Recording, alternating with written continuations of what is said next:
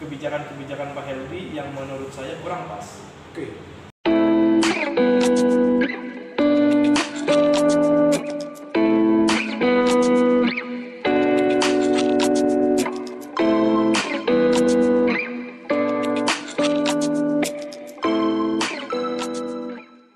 Kang Erik Erlangga.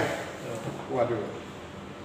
Kalau dengar namanya kok mirip-mirip itu ya, mirip-mirip menteri itu ya. Iya. Erlangga Hartarto. Erlangga Hartarto atau Erick Thohir, Iya. kan ada dua. Jadi apa memang punya hubungan keluarga sama Jangan dua sampai menteri? buka masker kan? Oh iya, sudah. Jadi ekspresinya biar kelihatan. Kalau pakai masker kan kadang-kadang kita cemberut atau senyum Iya, kan kelihatan. iya. Jadi memang mungkin nama saya ini sudah dihitung sama orang tua, mudah-mudahan menjadi orang sukses. Karena Eriknya sukses, Iya. Erlangganya sukses, gitu kan. Jadi pengusaha nasional dan juga politisi luar biasa. Saat ini kita Partai Golkar memang mayoritas di parlemen. Makanya kita sebagai anggota dewan kita mengontrol bagaimana cara pemerintahan ke depan harus lebih baik. Dalam hal ini ya saat ini gitu kan Pak Heldi. Karena banyak kebijakan-kebijakan Pak Heldi yang menurut saya kurang pas.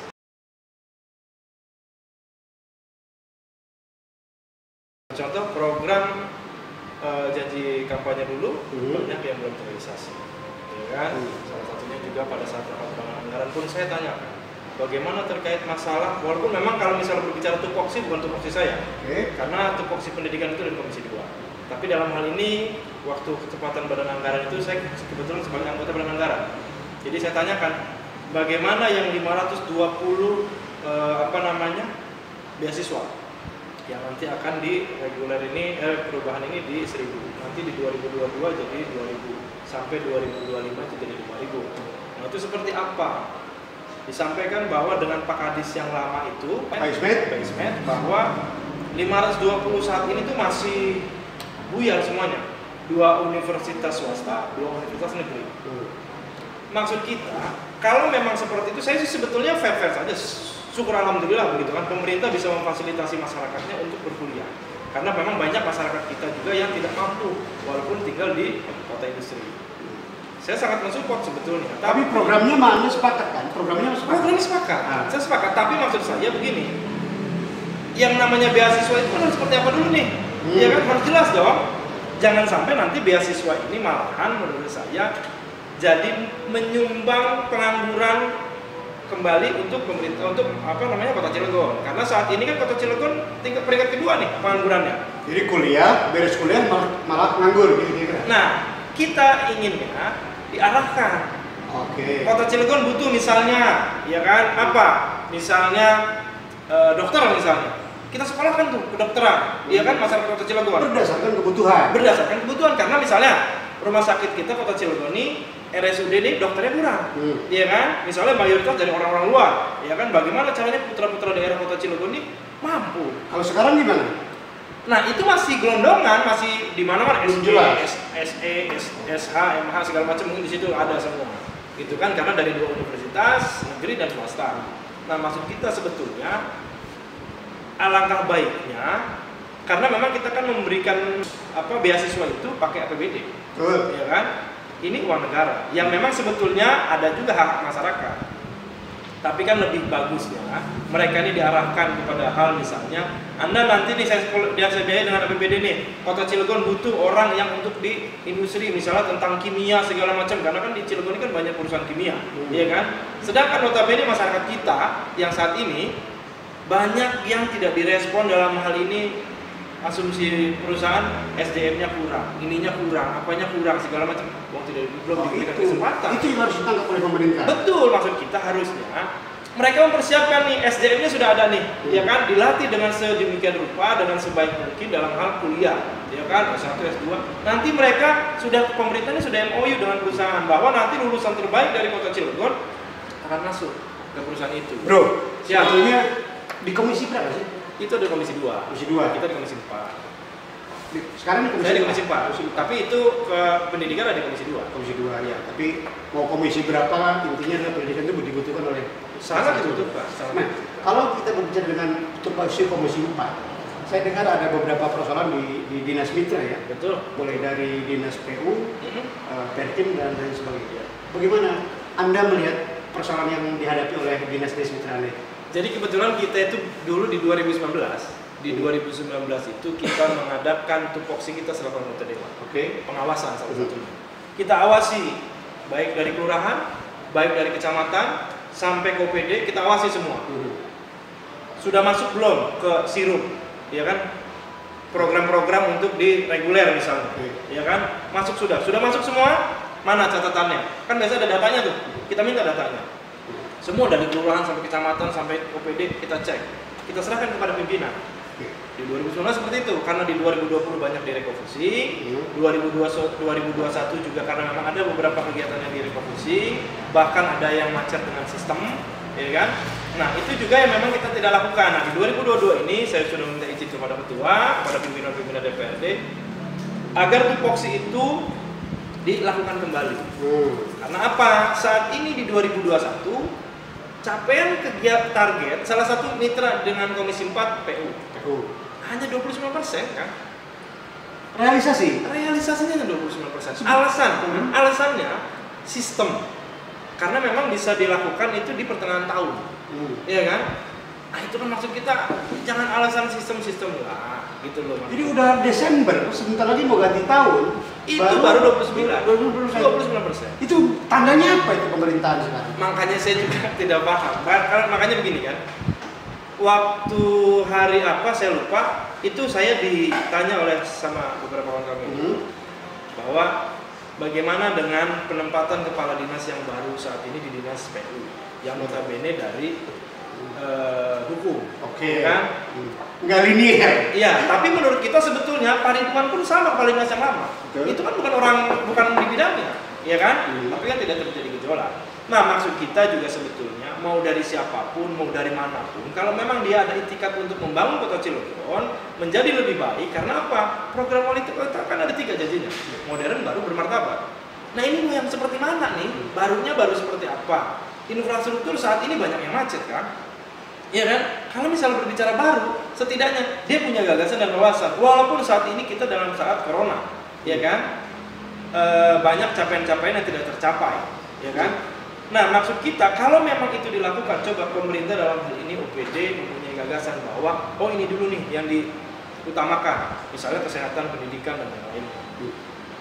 Dan salah satu contoh kegiatan di Dinas PU, jembatan di Kalitimbang, Ciberko.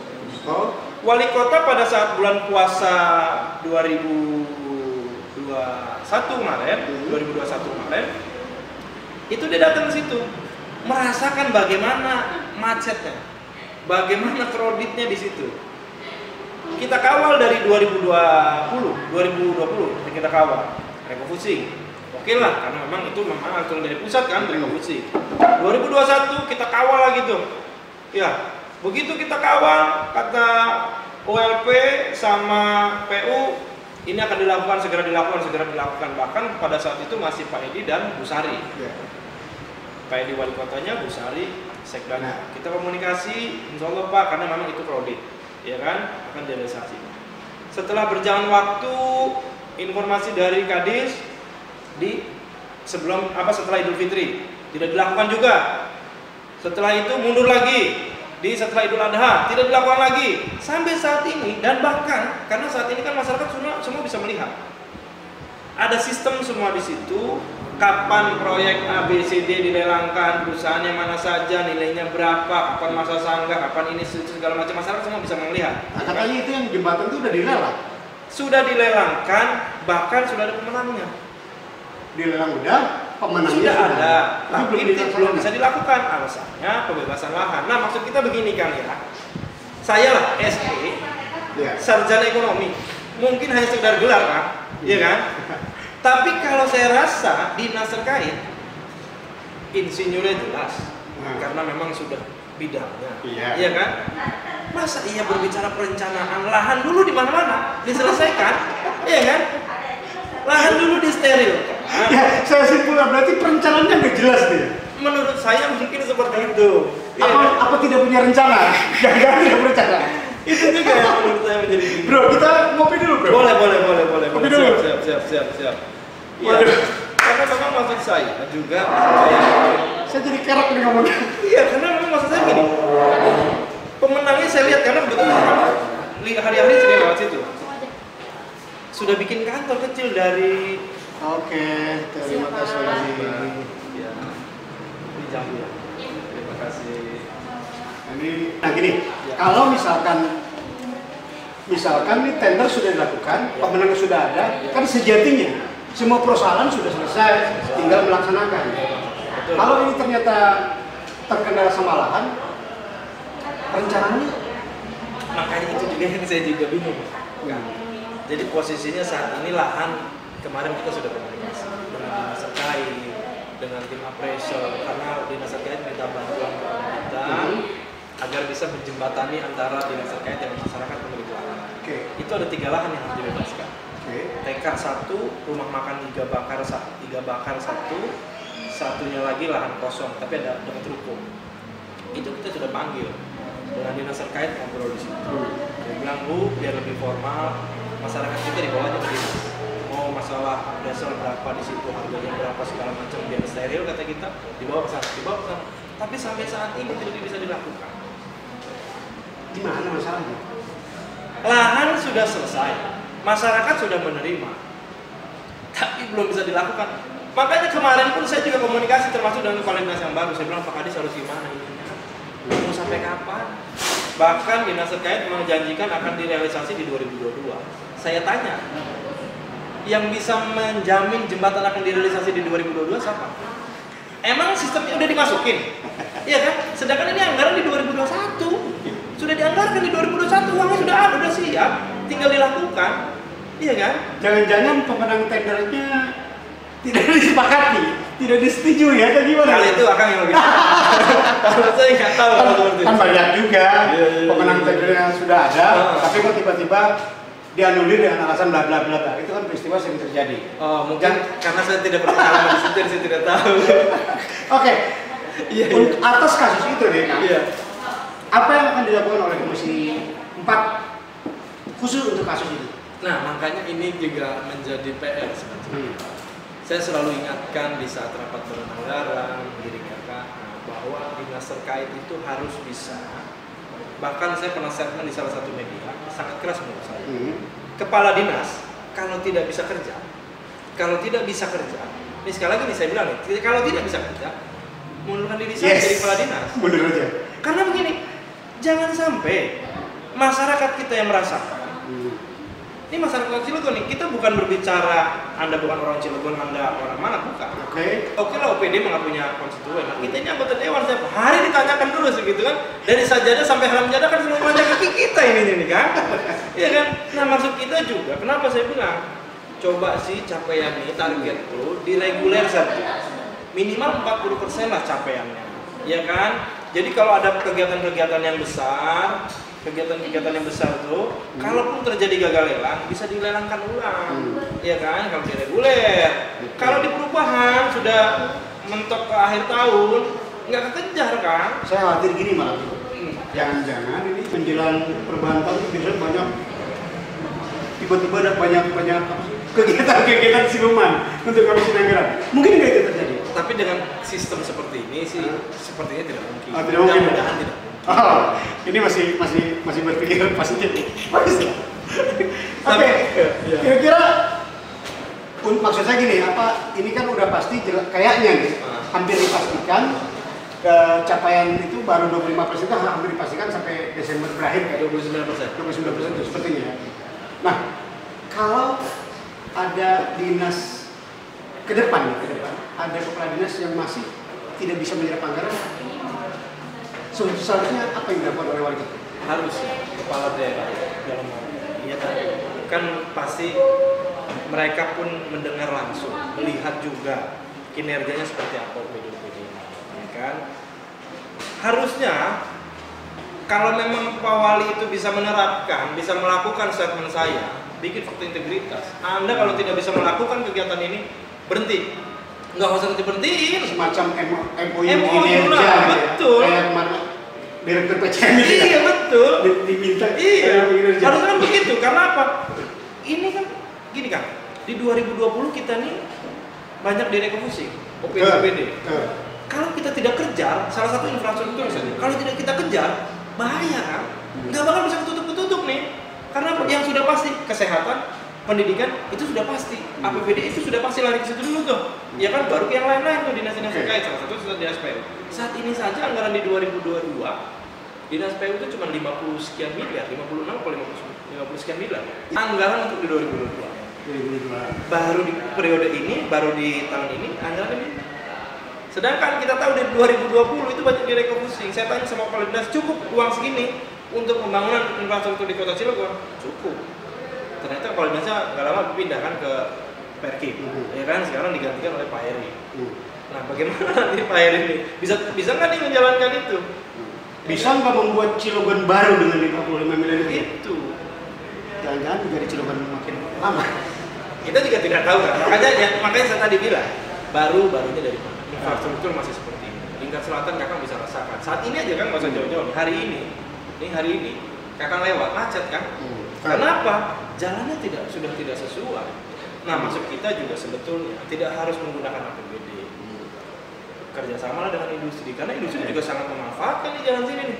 Betul. Iya kan? Ya. JLS ini sangat dimanfaatkan, apalagi dengan JRU.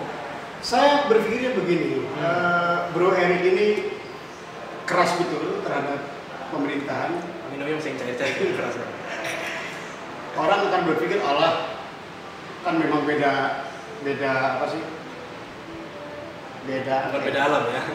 Beda pilihan, ya. Beda apa? Ini malah masih terkait dengan pilkada atau apa? Keras. Kan kalau orang menyimpulkan seperti itu gimana? Kan begini kan, kita kan anggota dewan, tugasnya kan 3. Iya kan? Pengawasan, legislasi, budgeting. Iya kan? Ya kalau kita melakukan itu 3, ya mau dari partai apa, mau wali kotanya pun misalnya sama dari kita partai Golkar, sah-sah saja, tidak jadi soal. Toh di saat dulu Pak Iman, almarhum Pak Ad juga, Pak Edi, Bu Ati, sama kok kita keras begitu kan? Kalau memang perlu ada yang dikritisi gitu loh. Kalau memang tidak ada yang dikritisi, ya ngapain kita harus kritis kan? Kan begitu. Jadi logikanya. Kritis itu bukan karena Pak Erik ada di luar pemerintahan, bukan? Kan saya juga di pemerintahan hari ini. Kan kalau berbicara pemerintahan Kota Cilegon kan tidak ada oposisi. Iya. Ya, kan? Tidak ada oposisi. Kita kan sebetulnya ada iya. oposisi halus. Oposisi halus ini gitu. Nah, itu persoalan di satu dinas. Ya. Sementara kan mitra kerja Pak Erik itu ada beberapa dinas. Saya dengar juga di Perkim juga itu ada persoalan. Terkait masalah RTH atau apa? Terkait RTH. Yang kita tahu bahwa pilkada akan digelar 2024. Jadi ada bukan ada sisa ini idealnya 2 tahun tersisa atau 3 tahun lah. Nah, bagaimana Pak Erik melihat itu? RTH yang akan dilakukan oleh Perkim 3 tahun tersisa kepemimpinan dari Samili. RTH saat ini kan akan dibangun di 43 kelurahan, 8 kecamatan. Baru terrealisasi di beberapa kecamatan. Saat ini lagi dibangun juga di Kecamatan Jember nih, di Kelurahan Kalitimbang, di belakang SMK. Sedang dilakukan saat ini, sudah dilakukan sama Jakarta. Mudah-mudahan itu bisa terrealisasi. Mudah-mudahan. Tapi kalau salah satu contoh di Kelurahan Kalitimbang, di Kecamatan Jember, di Kelurahan Kalitimbang ada RTH situ. Itu kita tidak beli lahan karena kita punya tanah bungkok 2,9 hektar. Kalau misalnya kita harus membebaskan lahan, misalnya di beberapa kecamatan lagi nanti ada nih atau beberapa kelurahan lagi, otomatis kan negosiasinya cukup panjang nih, ya kan? Itu keburu nggak nanti tuh? Kalau misalnya tidak keburu, itu juga bahaya juga. Silpa lagi bukan masalah silpa juga kan, ini kan program politik janji politik, ya kan? Itu juga jadi persoalan. Nah, maksud kita juga begini kan. Saya kemarin waktu makanya saya jujur karena saya selalu mengikuti perjalanan kepala dinas yang memang sekiranya punya gagasan bagus, kita harus support juga sebetulnya. Kemarin saya baru dengan hearing RKA dengan Pak Ajis pada saat itu, saya bilang Pak Ajis, termasuk Pak Erik Rebiin, beberapa kawan-kawan di Komisi 4 sudah menyuarakan smart city. Itu yang belum bisa dilakukan dari periode sebelumnya, ya kan? Kemarin Pak Adi itu punya gagasan sangat luar biasa. Smart City akan bisa direalisasi di 2022. Karena memang Smart City itu kan bukan sekedar hanya wifi gratis atau bukan hanya sekedar itu, banyak kan integritas antar OPD, transportasi publik segala macam itu kan termasuk, gitu kan. Bahkan kita pun sama kemarin meminta kepada Dinas Kominfo agar bisa menyiapkan di RTH atau di kelurahan-kelurahan atau di kecamatan-kecamatan satu video. Untuk apa kan maksud kita? Ini kalau misalnya dari YouTube nih, mungkin masyarakat yang mohon maaf, yang ekonominya kurang mampu, nggak beli kuota kan? Berat. Iya kan, berat. Tapi kalau misalnya kita di RTH atau di tempat keramaian-keramaian yang ada di wilayah kelurahan-kelurahan atau kecamatan-kecamatan, dia sambil kayak begini nih, minum, makan, ngajak anaknya, ngajak ponakannya atau siapapun lah begitu kan. Dia lihat tuh videotron atau apalah. Oh, APBD Kota Cilegon sekian. Kelurahan ini sekian, begitu kan? Misalnya ada di kelurahan, anggaplah salah satu tuh di Kelurahan Kalitimbang misalnya. Oh, Kelurahan Kalitimbang anggarannya 1 tahun sekian, digunakan untuk apa saja. Kan gitu tuh. Wali kota ada rapat menerima tamu siapa, menerima buruh misalnya demo buruh atau apa segala macam di situ ada misalnya. Ya kan, anggota dewan sidak kemana segala macam ini dan itu ada di situ kan. Jadi masyarakat itu betul-betul mengetahui bagaimana kinerja kita anggota dewan. Bagaimana kinerja wali kota. APBD Kota Cilegon yang memang dibayarkan dari masyarakat harus mengetahui. Itu saya sudah minta kepada Pak Anjis, mereka sudah siap awalnya. Nah, dengan kepala dinas yang baru, saat ini masih PLT, ya kan, yang namanya PLT kan, tidak bisa berkebijakan kan menurut kita. Tapi kan itu kita lihat Pak Kepala daerah ini aktif banget di media sosialnya. Betul. Itu kan juga mungkin bagian dari memperkenalkan dirinya atau memperkenalkan apa itu? Kalau menurut saya kan, kalau misalnya itu kan berbicara person, iya kan? Kalau person berbeda kan. Saya juga Instagram ada, iya kan? YouTube juga ada, walaupun hanya cuma 4 atau 6 orang subscribernya begitu kan. Tapi saya punya, TikTok saya punya, iya kan? Maksudnya kalau hanya sekedar untuk mengenalkan secara pribadi atau mungkin buat ya bikin lucu-lucuan ketawa-ketawa, itu urusan lu. Pribadi itu mah, iya kan? Tapi kalau misalnya kita berbicara membawa marwah pemerintah, ada dong orang-orangnya yang disiapkan segala macam gitu. Akhirnya nanti, karena di 2021 kemarin kita didemo sama mahasiswa terkait masalah transparansi publik. Yes. Masyarakat kita harus akui bahwa saat ini kita ini transparansi publiknya paling buruk. Karena sekarang kita lihat dari mana kan? APBD kita berapa? Kita nggak tahu. Masyarakat lah, kalau saya tahu, karena kebetulan kita di anggota dewan, saya rapat anggaran saya nggak tahu APBD begitu kan? Nah, untuk di mana saja, masyarakat juga kan harus tahu menurut saya. Nah, ini yang tidak dilakukan. Makanya kenapa? Saya juga kemarin meminta kepada Dinas Perhubungan, saya lewat Dinas Kominfo, agar bisa nih titik-titik kredit di Kota Cilegon di mana saja. Wong Cilegon ini kan dikenalnya kota satu garis sih kan? Iya kan, lampu merah cuma ada 2 atau 3 kalau nggak salah. Iya kan? PCI, Damkar, sama di wali kota itu alun-alun itu. Damkar pun mati hidup. Nah, itu kan cuma 3 nih. Iya. Kalau kita pasang CCTV kayak kita lihat di beberapa kota yang lain lah. Nggak berat kayaknya ya? Kan. Dan di Surabaya atau Semarang saya lupa waktu itu CCTV itu udah sampai hampir per RT kan. Jadi pemerintah bisa melihat ada pencurian, ada apa segala macam, dia tahu gitu tuh. Ada di situ layarnya. Udah kayak 21 lah, ke bioskop kan. Karena waktu itu kita teman-teman anggota dewan ke sana pada saat itu melihat itu langsung. Kota Cilegon ini kalau seperti ini luar biasa. Kita itu mau buat smart city Kota Cilegon sampai datang ke Telkomsel di Jakarta. Sampai ke Bandung kan Pak Ridwan kami dulu kan juga membuat itu kan bagus juga tempatnya tuh, iya kan? Kita sampai ke situ kan, tapi memang belum bisa realisasi di sini. Nah, kita gamblang saja ya keseluruhan. Tidak terrealisasinya berbagai program, berbagai kegiatan. Itu sebetulnya menurut Kang Erik, persoalan utamanya ada di mana?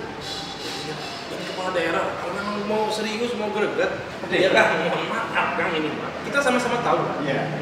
Ya mohon maaf nih netizen nih semua nih ya kan, kita harus jelaskan dulu pada netizen yang tadi Kakang bilang. Iya. Kita ini mengkritisi bukan karena memang kita beda partai, tapi memang tugas kita anggota dewan. Kalau memang sekiranya tidak sejalan, harus juga mengkritisi, ya kan? Tempat hiburan saat ini di Kota Cilegon ditutup, ya kan? Janganlah sampai di tempat-tempat yang lain wali kotanya nggak nyanyi, kan maksud kita juga takutnya nanti gara-gara tempat hiburan ditutup atau seperti apa kita juga tidak tahu. Nah maksud kita begini kan, yang terpenting terkait masalah hal-hal yang memang berbau pemerintahan, menurut kita harus lebih jelas lah. Kayaknya suka nyanyi nggak? Ngomong-ngomong. Nanti kapan-kapan saya pengen lihat Pak Erik itu di Instagramnya itu lagi nyanyi gitu, lagi nyanyi Raja atau apa sih yang sekarang lagi ramai itu? Pak Erik nyanyi apa gitu, duet sama siapa gitu, pengen saya lihat di sana. Oh gitu, saya nggak bisa kayak begitu kan. Kayaknya, tapi kalau nyanyi mau? Aduh, kayaknya kalau nyanyi itu Penting nggak sih nyanyi kemudian di Instagram itu penting? Iya. Jujur kan kadang-kadang begini kan. Kayak kita lah, kayak salah satu contoh begini kan. Kita datang kunjungan ke, dulu pernah kejadian anggota dewan. Kunjungan di salah satu kabupaten kota. Ya namanya setelah kunjungan mungkin dia pengen keluar liburan. Di-upload masalah sama konstituen. Enaknya jadi dewan begini itu masalah. Iya kan?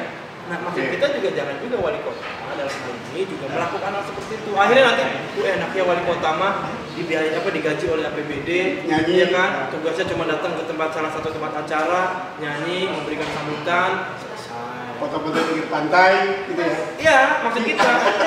Nah, maksud kita juga jangan lakukan hal seperti itu. Kalau minum gini doang nggak apa-apa. Nggak jadi soal. Saya juga dari tadi mau ngelap di tisu. Ada panas soalnya kan cuaca sekarang ini kan. Minum dulu. Iya. Dikit lagi. Wah, apalagi informasi dari BMKG ini kan sangat luar biasa nih katanya kan? Iya. Kemarin saya dengar soal apa namanya di BMKG itu yang prediksi terburuknya itu kondisi terburuk 8 meter ya. Betul. Apa namanya? Tsunami. Nah, kalau misalkan kita tarik ke Cirebon, Iya. ini jadi ngomong tsunami nih kita. Iya. Tapi udah nggak terjadi ya. Amin, jangan sampai. Jangan sampai terjadi. Maksud saya gini, itu kan semacam warning ya dari BMKG bahwa ada potensi untuk seperti itu. Tapi sebentar ya, saya potong nih. Iya. Kakak kalau kayak begini kayak Hotman Paris cincin ya. Yang jalan. Kalau Hotman Paris, kalau berlebihan. Iya ini. Silakan. Sudah tadi kamu begini aja. Bisa jadi. Iya. Ohen kan? Oh iya. Garut. Ini seharga apa sih? Seharga apa? Bukan motor enak Tuhan ya. Nah, Iya. kita kembali ke Smart City tadi. Saya ada tertarik dengan Smart City. Memang pikiran orang sekarang itu simpel bahwa Smart City itu indikatornya adalah WiFi di beberapa titik. Betul. Nah, kalau sekarang kan Pak Erik tadi menyebutkan WiFi itu bukan Smart City itu bukan hanya WiFi gratis. Betul. Apalagi indikator lain selain itu? Selain Videotron juga ya? Betul. Terintegrasinya semua informasi dari mobil terkait, gitu kan. Nah makanya saya juga kadang-kadang begini, apakah pemerintah Kota Cilegon sudah melakukan smart people dulu? Kan sebelum smart city kan smart people dulu, ya kan? Iya kan? Nah apakah sudah? Begitu. Nah makanya menurut kita tinggal keseriusan dari kepala daerah terkait bagaimana caranya agar bisa memberikan informasi. Saat ini kan kalau misalnya berbicara wifi gratis di tingkat kelurahan-kelurahan itu banyak wifi gratis, iya kan? Tapi kan ya hanya dimanfaatkan Mobile Legend, PUBG lagi, gitu kan? Iya. Itu sih kerjaannya dia nih. Nah iya. Maksudnya ini TikTok. Maksud kita kan repot urusan kan? Karena begini, kemarin juga kita didatangi oleh beberapa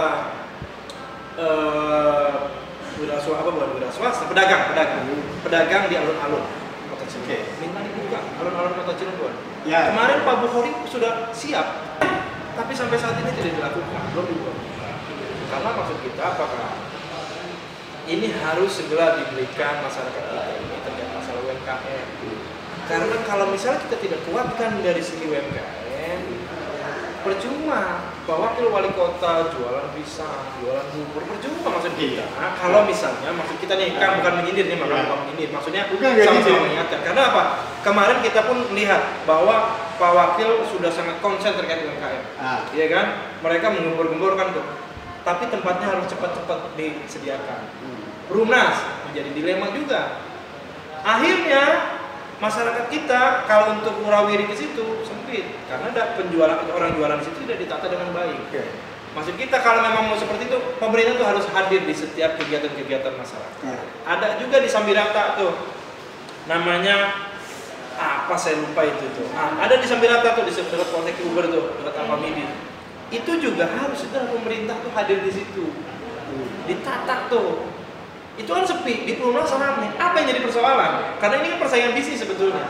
Tapi kan pemerintah juga jangan diam dong. Ya. Dengan adanya masyarakat saat ini kita punya pertanyaan bisnis, kasihan dong masyarakat yang memang udah buka di sini juga. Karena di sini sudah tidak ketampung, nah pemerintah juga harus hadir. Bagaimana? Dibagikah atau seperti apakah? Iya, ditata kembali. Kenapa saya juga bilang tadi? Kan bisa disimpan di situ tuh di keramaian begitu Videotron, informasi tentang Kota Cilegon segala macam itu kan harus kan. Bagian dari keterbukaan informasi publik. Betul. Nah, terkait masalah dulu kita punya kebanggaan kan. Alun-alun Kota Cilegon punya air mancur yang menari segala macam itu kan. Itu kan untuk kebanggaan. Saat ini mana kan? Jangan-jangan gini karena itu dibangun oleh kepala daerah sebelumnya jadi. Nah, maksud kita juga begini kan. Yang positif dilanjutkan. Iya. Salah satu contoh stadion. Oke. Kota Cilegon punya stadion yang cukup megah. Harusnya menjadi kebanggaan dong kita. Ya. Karena kalau stadion itu berdiri, benar-benar sudah 100% sudah di launching segala macam, walaupun tim bolanya sudah tidak ada, iya kan? Tapi kan ada yang baru sekarang kan? Iya. Divisi 3 kalau nggak salah ya. Apa divisi 2 saya lupa itu. Saya kurang ahli bola sebetulnya. Tapi kalau stadion itu betul-betul sudah diresmikan, jadi sudah benar-benar mantep lah, iya kan? Masyarakat kita dilatih kan? Karena pemerintah pada saat saya tanya 520 itu nanti akan diarahkan menjadi wira swasta, semuanya tidak jadi pekerja. Nah segera nih stadion dilakukan nih setelah beres, dilatih mereka untuk apa? Bikin gelas, bikin stiker di situ Cilegon bikin shawl, bikin apa gitu ya. Pokoknya merchandise di situ lah. Jualan air aja hidup di situ. Ayo UMKM kan tumbuh kan. Saat ini kan hidup aja bersyukur kan lihat corona bukan? Iya kan? Iya. Oh banyak yang kelompok tiba-tiba kan? Nah maksud kita coba kita harus support, cepat-cepat support kepada masyarakat. Ada teman saya pingsan, mana pingsan. Jadi pas pingsan itu gara-gara corona aja. Oh. Saya kira kena corona, bukan ternyata kan. Tapi usaha dia aja. Oh gitu. Gulung tikar gara-gara corona. Saya juga kemarin kan tanggal 1 kan. Waduh saya udah jam 7 lah. Aduh ngapain itu kan? Saya bilang kenapa nih pas cek rekening belum masuk kan saldo, iya kan? Begitu udah cek saldo udah bagus, seger lagi saya kan. Jadi seharusnya selama 2 tahun ini kita agak jatuh sejatuh-jatuhnya akibat corona. Seharusnya ketika sudah mulai agak bagus itu, betul. Ekonomi bangkit, betul. Dan programnya juga sudah direalisasikan, mestinya betul. Gitu kan? Betul. Kan dari program yang direalisasikan itu ada impact terhadap masyarakat. Betul. Nah berarti kalau tidak terrealisasi. Ya makanya kan begini, salah satu contoh di KCS kan. KCS, ya. Gimana? Kita ada sedikit singgung karena kakak waktu itu juga nanyakan KCS. Ada beberapa janji yang dari KCS. Dulu zaman Pak Iman, Puan Distrik kan beliau. Puan Distrik kan beliau. Iya kan? Ada. Cuma hanya diganti judul, tapi itu juga kan jadi masalah kan. Makanya tidak dilanjutkan. Nah dari 10 orang, paling 3-4 orang yang membayar. Sedangkan APBD kan harus dibayar kan, nggak bisa nggak dibayar, ya kan uang negara. Nah, jarang nanti nggak yang minjemin. Ya, makanya kita juga kan nggak tahu juga. Apalagi saat ini kan 0%. Nominalnya hanya 1 juta. Kita berpikir lebih jernih. Usaha apa sih kan 1 juta modalnya, ya kan? Kita mau usaha anggaplah goreng. Oke, walaupun kita bisa di rumah, minimal memang kita juga tidak boleh kosong-kosong. Tapi kan kita lihat dengan kondisi ini saya ngobrol dengan kemarin beberapa teman-teman Pawon ya, waktu sebelum Car Free Day dibuka ya. Pak, dulu kita suami-suami jualan Pak di Car Free Day. Begitu kena corona istri yang jualan Pak, jualan apa? Kulkas, TV segala macam. Nah ini yang kita khawatirkan kan? Lagi sekali. Ini yang kita khawatirkan dengan diberikan pinjaman 1 juta untuk modal apa? Kan gitu. Iya. Nah sedangkan kompor misalnya sudah dijual sama istrinya, iya kan? Iya. Beberapa barang-barang sudah dijual. Repotnya mau mulai dari mana? Maksudnya kan pemerintah juga harus dalam hal ini menghitung juga kira-kira apa sih yang pantas berapa sih? Karena kan maksimal sampai 5 juta, ya kan? 3 juta benar ya? Iya makanya saya juga bingung kalau misalnya dagang es buah doang kan repot saat ini juga. Dagang es buah juga beli gerobaknya setengah masalah itu. Iya makanya kan ada nombok itu kayak kemarin saya ngeliat itu yang soal apa? Lagu yang di YouTube soal KCS itu. Oh iya. Kang Erik lihat juga itu? Lihat. Nah, kalau warga bisa menciptakan parodi soal KCS itu artinya apa menurut Kang Erik? Juga bisa gitu kan? Masa sih? Ya jangan keras-keras, masa langsung tidak percaya. Saya pelan-pelan loh kan, nggak akan ada keras ya kan. Itu sudah ketidakpercayaan. Menurut saya sih apa ya, karena mungkin sudah pesimis kali kan.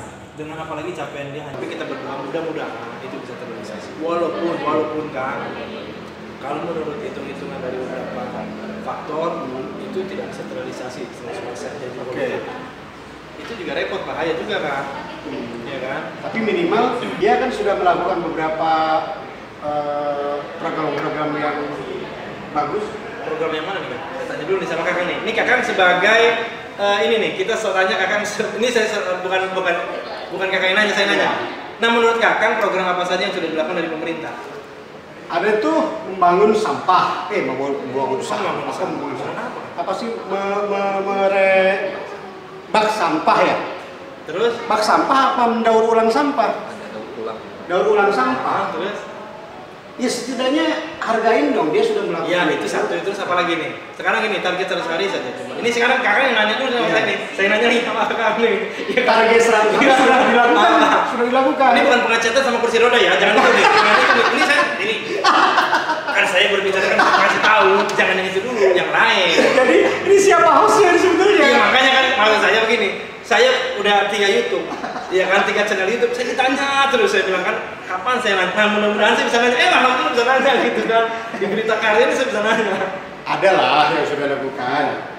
100 hari pertama itu melakukan Honorer RW naik. naik. Iya. Honorer naik itu zaman sebelumnya kan ya? Di postingnya ya? Atau memang zaman sekarang?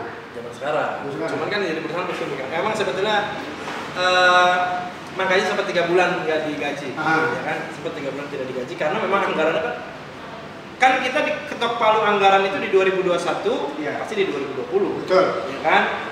Nah sedangkan di 2020 itu masih wali kota yang lama, anggarannya berapa? 500.000 kalau nggak salah. Plotting anggarannya 500. Ya. Nah jadi 1 juta di tengah perjalanan. Nah uangnya kan sudah habis, kesedot dulu nih untuk realisasi dulu nih janji kampanye saja dulu kan, sudah realisasi itu di situ. Nah anggaran ke atasnya kan udah nggak ada kan karena ditarik habis di luar. Nah di perubahan kalau tidak dilema dan simak masih bisa berbenturan dengan RW.